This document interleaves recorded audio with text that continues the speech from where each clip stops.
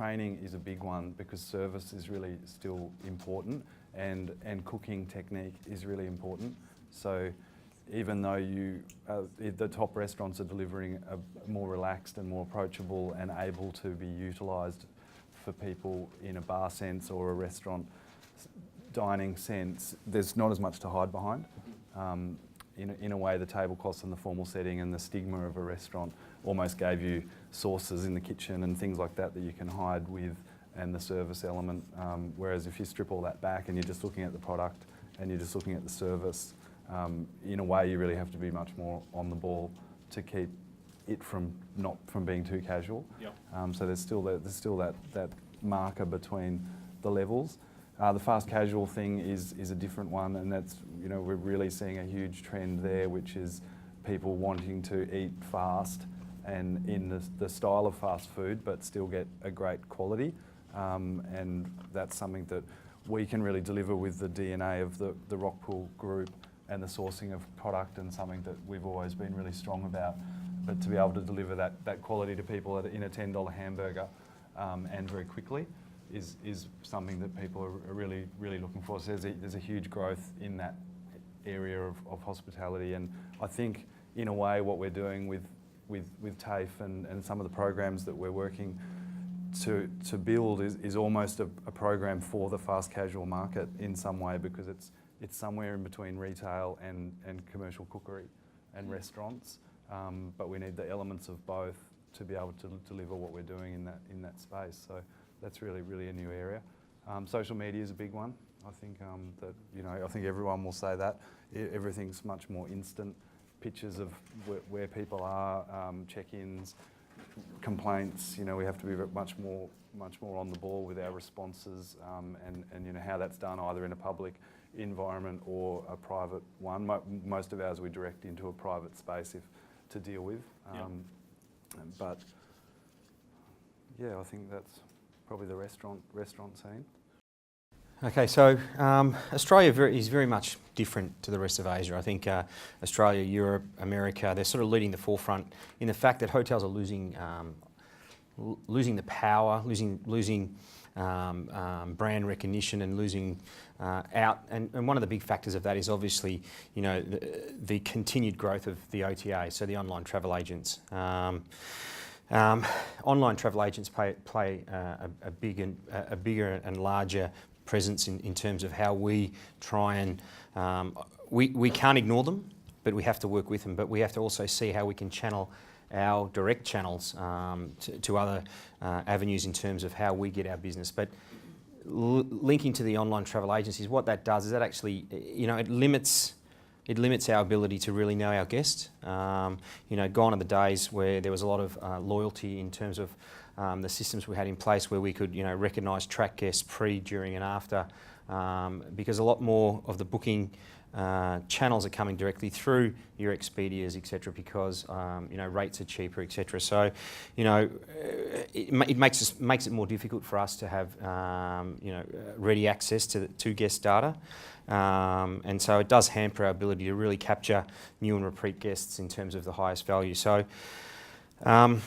one thing Expedia has done, and I think it's a proactive approach from them, is that we can actually monitor real-time guest satisfaction during the stay. So there is an app that I have as the general manager, where obviously you need to participate, but once you do check in, it prompts you to give a rating in terms of the check-in experience, how is the room, and so that's a real-time feedback that I get, and other senior members of the team. So we can react then and there in terms of any service recovery that should need to take place, if so, or any great experience that also have taken place, which leads to their next, which helps a lot because it probably helps the negativity that potentially may impact from social media, which is very dangerous. And it's once it's out there, it's really hard to rid of, because it does play a huge part in terms of messages, whether correct or incorrect. But the other thing that they're doing is that guests are becoming less loyal to brands and less loyal to the rewards points, because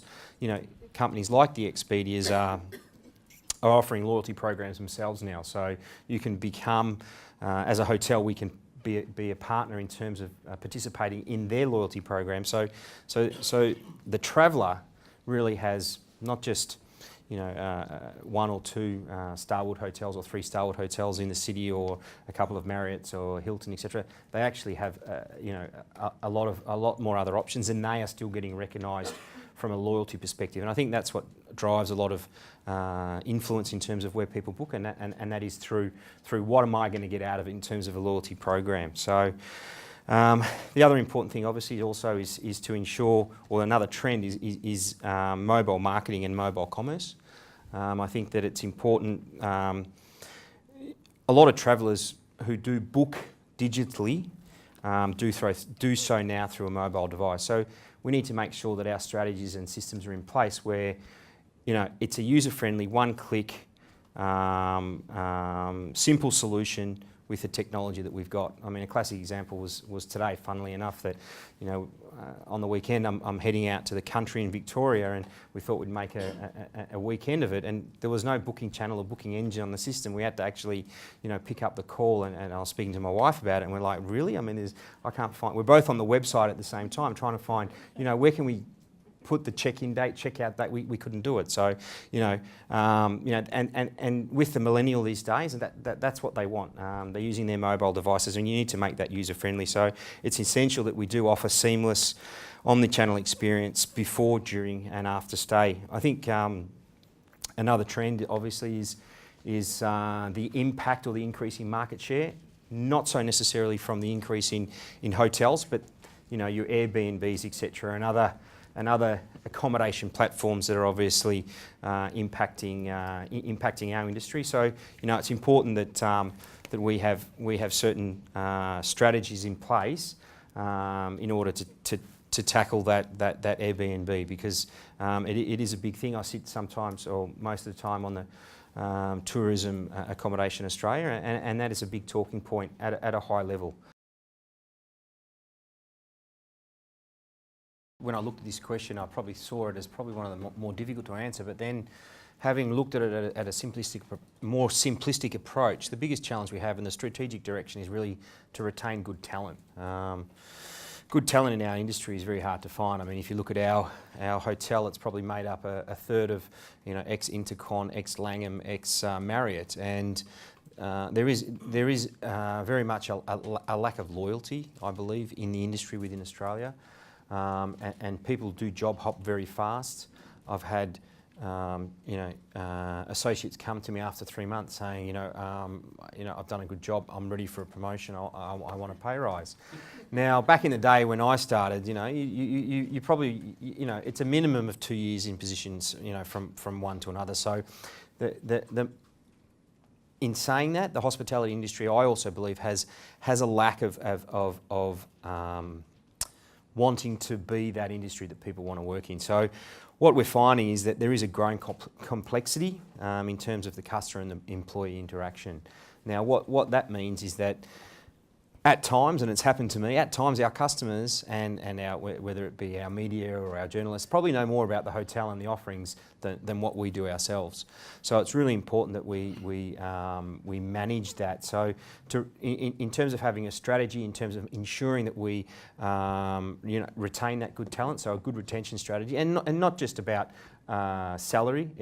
There's a lot of other benefits that we can include that probably don't cost us a lot, that can see us as a desirable workplace and try to create loyalty so that we can continually train, because similar to what Mark said earlier, is that it's cheaper to retain than to hire new. I mean, and I think that's not only in terms of guests, but in terms of our own associates as well. So, I'll give you an idea. Yes. Spencer Travel have what's called the Diamond Club. The Diamond Club. So if you're there for 10 years, you get a 1-carat diamond. So maybe you might want to introduce that. Okay. And we have many 10-year employees. There you go. Well, so There you go. How do we go in See how TAFE? you We've got go. people that have worked for 40 years. we are a Is that new, 4 carats? we are a newborn, so that's obviously something that we That's can something look that at. attracts them. It keeps them there. Yeah. So it's the strategic. So, and in saying that, once we do get our because of that customer employee relationship, I think gone are the days where in hotels, particularly where brand standards really drive that customer experience, because people can tell on check-in you must ask 10 questions and the questions must be this and you must follow up with that. The advantage that I've got working with the Primus brand and having left a company like Starwood, of course there are brand standards, they need to be there in terms of etc. But you need to give associates the freedom to be able to use common sense in terms of every interaction, and not only prompt them to or teach them. You can't teach common sense, but prompt them to ensure that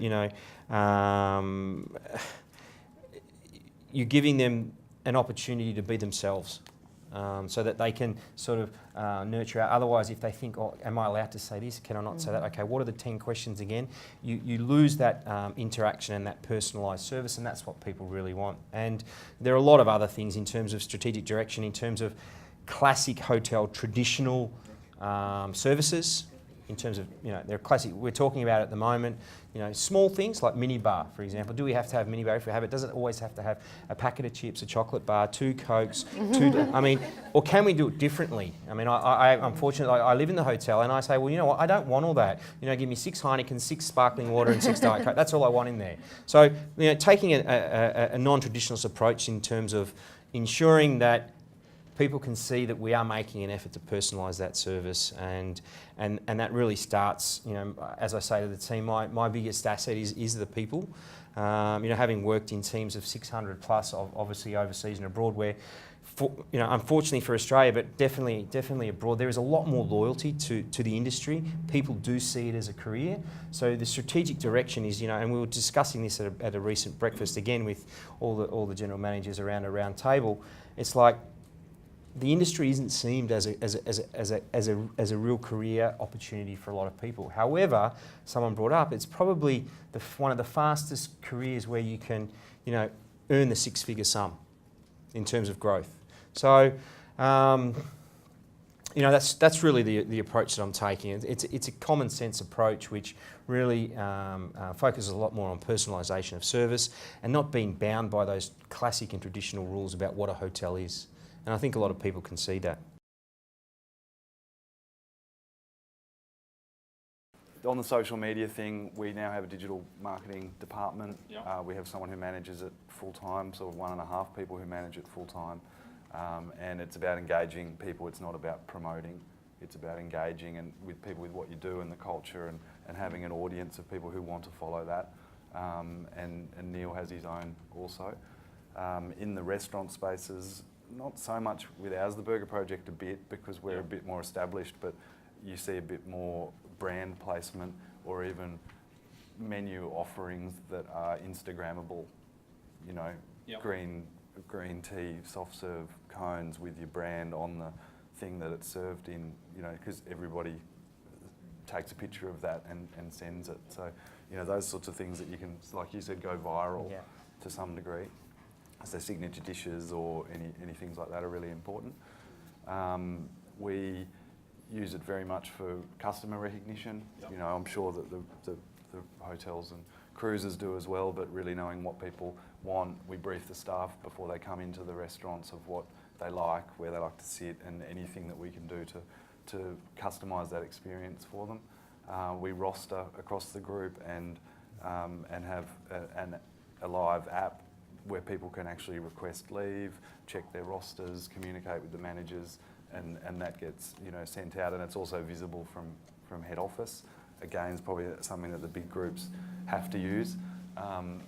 We also have just recently, for the Burger Project, which is an interesting one, we're working with a company called Refined, which is an American digital HR company, to actually send training videos to the staff via the mobile device. So they get an app and they get a notification like Facebook, and they can actually press on it, watch the video that you send them, and then flip the card and have some multiple choice questions on the back, which you can also see all of the back of house of that they've seen it, that they've, how they went in their test. So that's, we've only just actually built it with these guys, and we're putting it out into the Burger Project for that audience of millennials and youth and it's about the experience and making it really easy to So it's follow. basically And, like bite-sized training, a couple of minutes, in, Yeah. have a look, have a read. yeah, and we see it Where's my as an induction Yeah.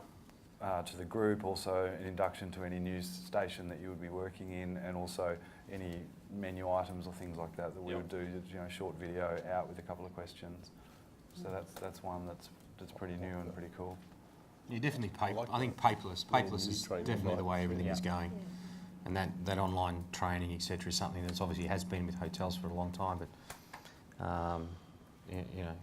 from being able to check in to your room, which a lot of the lofts are doing just from the iPhone, and not even having to go to reception anymore.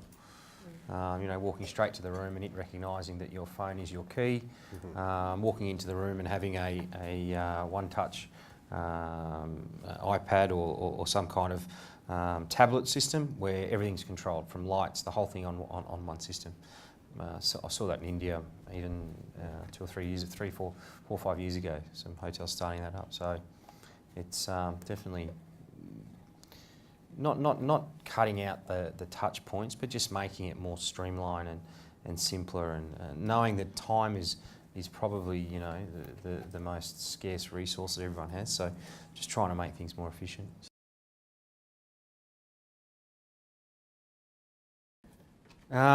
Look, obviously, you need to. It was a staged process for us. I think that one, obviously, in any new build or any new hotel, you've got to get the product right. And once you get that product right, a key thing for us was our photography. I think in terms of marketing, we recently spent a 3-day photo shoot for in excess of $20,000 just to get the right shots.